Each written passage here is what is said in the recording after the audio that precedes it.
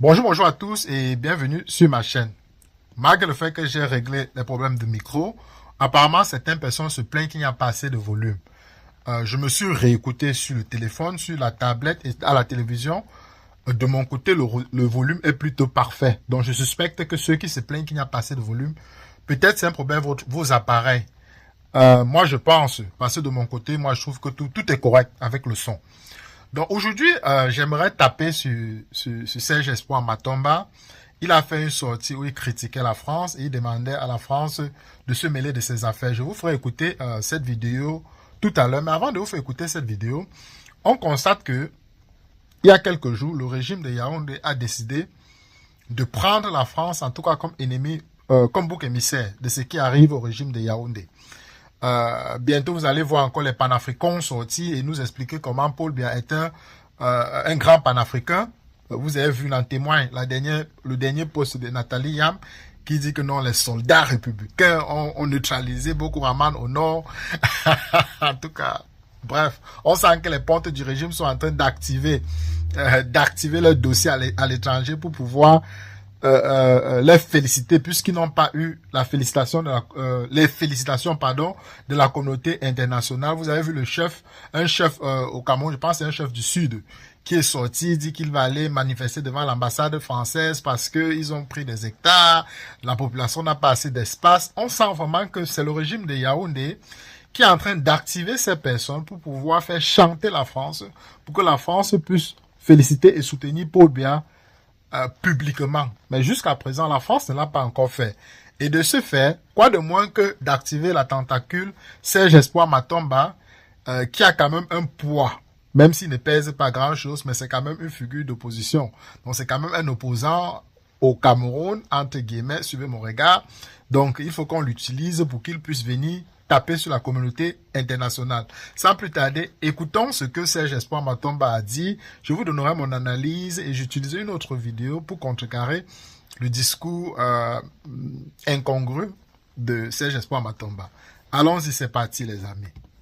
Nous avons l'impression que la France ne comprend pas le message que les Africains l'envoient. Les Africains disent à la France, particulièrement les Africains des pays francophones, occupe-toi de tes affaires. Nous avons longtemps souffert de l'ingérence française en Afrique et au Cameroun en particulier. Les conséquences de cette ingérence, nous les vivons encore. Les conséquences même de cette ingérence, c'est ce régime en place. C'est le système en place qui date depuis l'époque que nous allons considérer coloniale. Et ce système que nous essayons, tant bien que mal, de rompre avec de façon radicale. Donc nous disons à la France qu'il y a déjà trop de problèmes à gérer en interne. Donc, c'est aujourd'hui que Espoir Matomba se rend compte qu'il faut rompre les accords coloniaux avec la France. On n'a pas vu son programme politique. C'est vrai que c'est très facile de taper sur la France. C'est la France le problème des Africains. C'est la France qui maintient le Cameroun dans le franc CFA. C'est la France qui empêche les Camerounais de construire des routes. C'est la France qui empêche les Camerounais de construire des hôpitaux. C'est la France qui empêche les Camerounais de construire les écoles. Bref, tous les problèmes du monde, c'est la France. La France devrait s'occuper de la France. Voilà le discours que Serge Espoir Matomba est en train de vouloir nous faire comprendre à cette période post-électorale où il y a une crise au Cameroun. Le régime en difficulté demande à Espoir Matomba de taper sur la France puisqu'on ne fait que voir une succession d'événements qui ne fait que se poursuivre et on ne peut qu'en déduire bien analyser que le régime est en train de vouloir forcer la main de la France à se tenir du côté de Paul Biya. On verra dans les jours à venir. Mais ce sera très difficile parce que la majorité des combattants sont en France. Et la France n'aimerait pas, en tout cas la France n'apprécie pas que les combattants de la basse passent tout le temps à manifester et à accuser la France. C'est pas très bon. C'est pas très bon, pardon, pour l'image de la France. Donc maintenant, on est en train de vouloir activer ce levier pour pouvoir faire chanter la France, pour que la France puisse accepter le pouvoir de Paul Biya. Continuez à écouter Espoir Matomba. De ces problèmes, de nous laisser, nous les Africains, nous les Camerounais, gérer les nôtres. Il y a que... Mais la France a laissé les Camerounais gérer le problème depuis longtemps. Ça fait un moment, la France fait attention à ce qu'elle dit ou bien ce qu'elle fait. Avec ce qui s'est passé en 2010 en Côte d'Ivoire, l'image de la France a été touchée. Et aussi avec les récents coups d'État en Afrique de l'Ouest, la France fait vraiment attention de trop se projeter si elle n'est pas sûre que ça va aller. Et en ce moment où Issa Chiroma est en train de dire qu'il va aller jusqu'à la fin, il va combattre, sans abandonner le combat, ce sera regrettable et ce sera une très mauvaise tactique pour la France de soutenir Biya maintenant. Parce que si Biya tombe dans les jours à venir, la France sera le prochain bouc émissaire. C'est pourquoi elle se tait et elle observe. Mais Yaoundé n'apprécie pas ça et veut absolument forcer la main à la France de dire quelque chose. Certains ont qualifié de communauté internationale parce qu'elle s'est donné le droit, n'est-ce pas, de s'ingérer dans les problèmes des nations, entre parenthèses, dites souveraines. Mais... Vous entendez, Serge Espoir Matomba minimise le poids de la communauté internationale. Maintenant, la communauté internationale, non, nous sommes souverains, on n'a pas besoin que la communauté internationale vienne.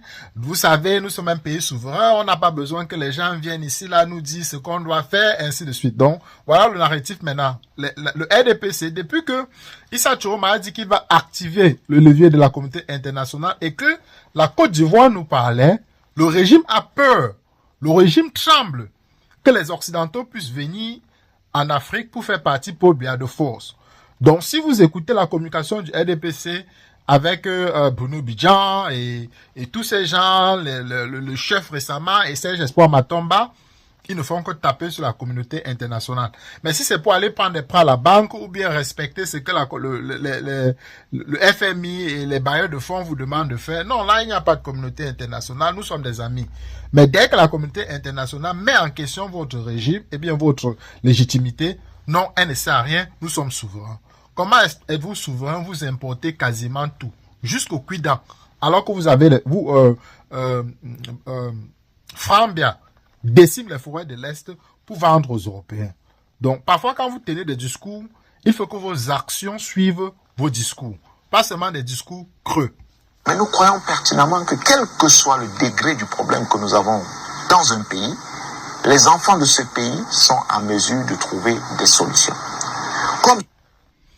Il dit que quel que soit le degré de problème que nous avons, les enfants de ce pays sont capables de trouver des solutions. Ah bon? Depuis les années 60 que la France a imposé Ahidjo au Cameroun, les Camerounais n'ont jamais, je dis bien jamais, mis quelqu'un dont ils voulaient au pouvoir. John Fundia a gagné en 92, on a volé. Et Paul Biya n'a jamais gagné une élection. Mais depuis 60 jusqu'à aujourd'hui, ça fait 65 ans. On n'a pas pu renverser ce régime colonial dictatorial qui est installé à Yaoundé. Et Serge Espoir Matomba est en train de nous dire que non, c'est seulement à nous. Oui, c'est vrai que ce sera à nous de renverser ce régime. Personne ne viendra nous aider. Mais pourquoi est-ce que vous pleurez quand on dit qu'on va demander l'aide pour qu'on vienne vous loger? Tout ça explique que le régime de Yaoundé a vraiment peur que la communauté internationale décide de se pencher sur le cas du Cameroun. Ça, c'est l'une des plus grandes craintes du RDPC. Et c'est pourquoi vous entendez Espoir Matomba pleurer actuellement. C'est le cas au Cameroun. Les Camerounais sont à mesure de trouver des solutions. Nous n'avons pas besoin. Les Camerounais sont en mesure de trouver des solutions. Mais on a tous vu sur Internet comment Serge Espoir Matomba, on nous a dit que Serge Espoir Matomba a reçu 1 milliard, Kaba Libi 1 milliard, Joshua aussi 1 milliard, Beloboba 1 milliard. Donc c'est avec les milliards qu'on va résoudre les problèmes du Cameroun. Si les Camerounais réellement veulent le changement, pourquoi est-ce que tous ces opposants qui sont fabriqués n'arrivent pas à se mettre ensemble pour pouvoir mettre un terme à la dictature de Paul Biya? Vous avez été incapable de vous mettre ensemble pour mettre fin à la dictature de Paul Biya.